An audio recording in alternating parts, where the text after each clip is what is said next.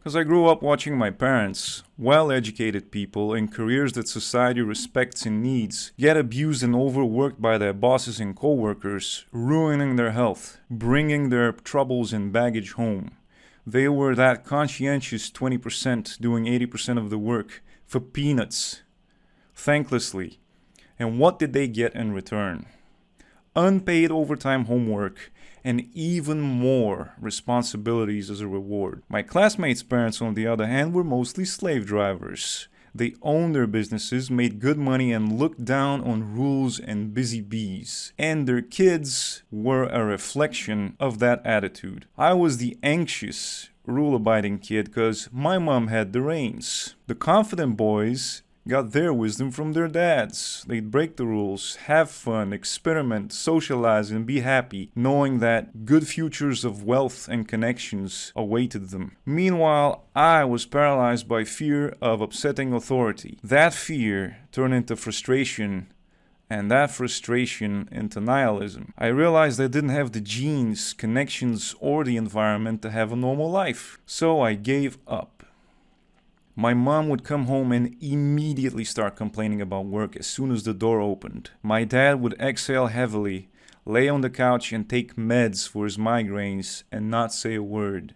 Their work consumed them so much that I developed the conviction that I was an unwanted nuisance. Then my dad's company got bought up by foreign investors. Salaries weren't getting paid, and then everyone got booted and took the company to court. He was unemployed and tied up in lawsuits for years. My memory of him at that time was him laying defeated on the couch watching TV. That was my role model growing up, though he did win in the end. But little me learned a lesson in the meantime, that being a good person, that trying hard, working hard, and caring was just pointless, that life was meaningless. So I locked myself in my room and tried not to bother my parents. And the internet raised me.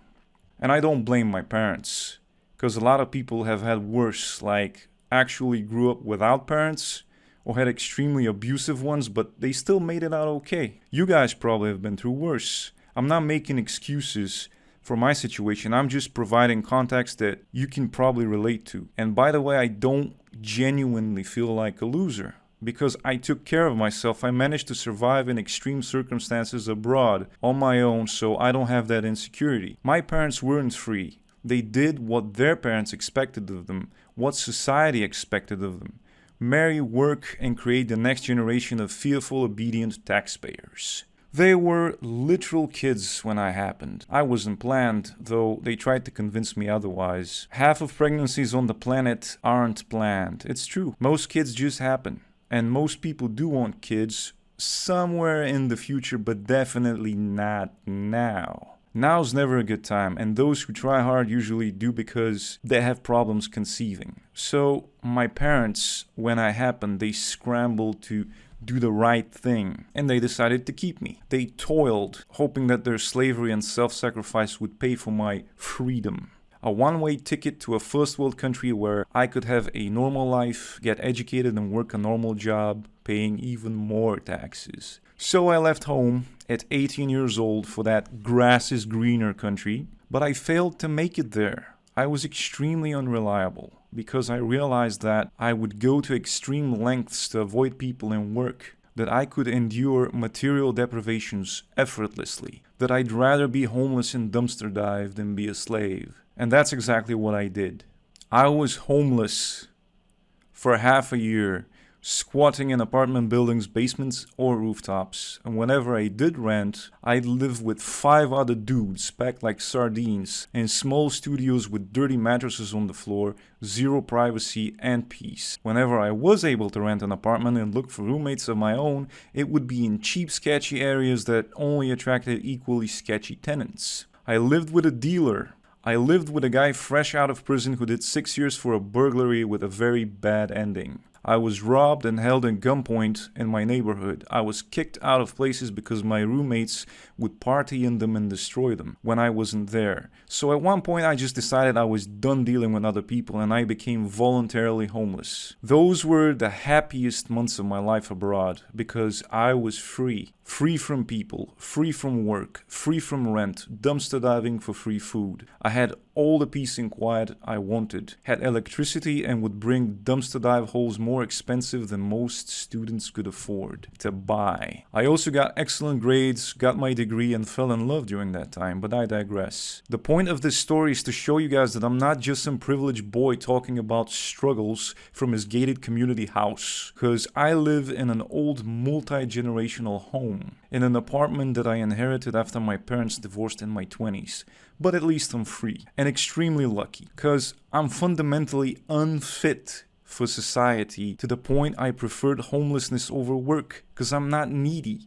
I don't need a wife, I don't need kids, I don't need a car, I don't need vacations and fancy gadgets. And I'm also wired to just want to get work done. Whenever I did work, I always naturally ended up being a good slave. So good that I'll never forget that one guy who pulled me to the side once, an older, wiser gentleman, and he said, "Don't overwork yourself because you're setting expectations. Your colleagues are slackers. They'll get used to you doing everything." And he was right. I saw it with my parents. And then I saw it with my own eyes. And just like David Goggins, or as I like to call him, David Joggins, you can never be seen resting for 1 second. I'd work hard in the background, unseen, while my co-workers would have perfect timing and focus all that energy into performing for the boss when the boss was looking. They get praised for working hard whilst doing nothing, whereas I'd have awful timing and be seen resting for 1 minute. That 1 minute, I decided to take a break after toiling all day and doing 80% of the work. So I'd get negative feedback. And I've worked many jobs, many slave jobs and many white-collar jobs, but I would always burn out and just stop showing up to work after a few months because it was meaningless. My temperament set me up for abuse. I didn't have the slave driver gene. I didn't have the brown-nosing performative worker with perfect timing gene. I'd never be able to save up enough money for a place of my own like my grandparents did. They managed to build an entire house with factory worker salaries in the 70s. There's work in the big city, but all my money would go towards rent. I have a free apartment in the countryside,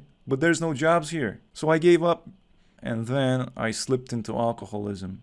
I spent 10 years doing nothing but drink and daydream, of living in a tiny, one-room log cabin in the woods that I can add rooms to by expanding in either direction. A cabin with electricity and internet, of course. I'd live on fish and garden potatoes, maybe raise a few chickens and own a bit of forest for firewood. Far away from prying eyes, out of sight, out of mind. And that dream is the only reason I still haven't given up on working. That piece of land would be the ultimate testament to my freedom and independence. And same as starting this channel as a public pledge to quit drinking and keep myself sober and accountable, I'm making this video as a pledge to start working again. Cause I'm running out of time and I've wasted enough of it just thinking and not acting. But the problem is, I'm comfortable. I'm pretty much set for life. I own an apartment. I'll never be homeless. Sure, it's not enviable conditions. I do have to share it with other people. It's an old house surrounded by commie blocks with hundreds of people looking down into my yard when they go out for a coffee and a smoke first thing in the morning. And what they do is they make little comments in their heads about my garden, how I could have done this or that better. Same way I look down at my neighbor's house. That's why out of sight,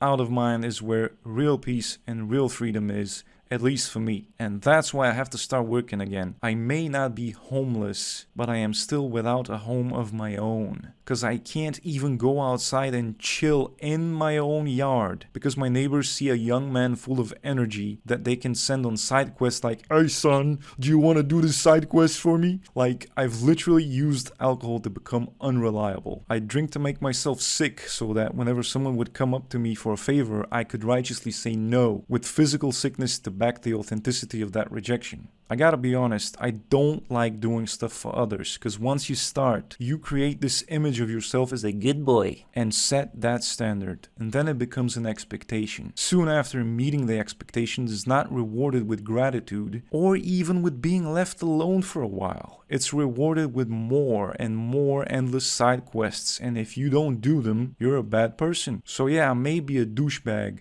but at least I'm true to myself. So why make YouTube videos then? It's obviously to help others. Kind of, but there's still a selfish reason behind that. I like watching my channel grow. I like the comfort of knowing there's others like me. I like sharing my thoughts. Everyone does.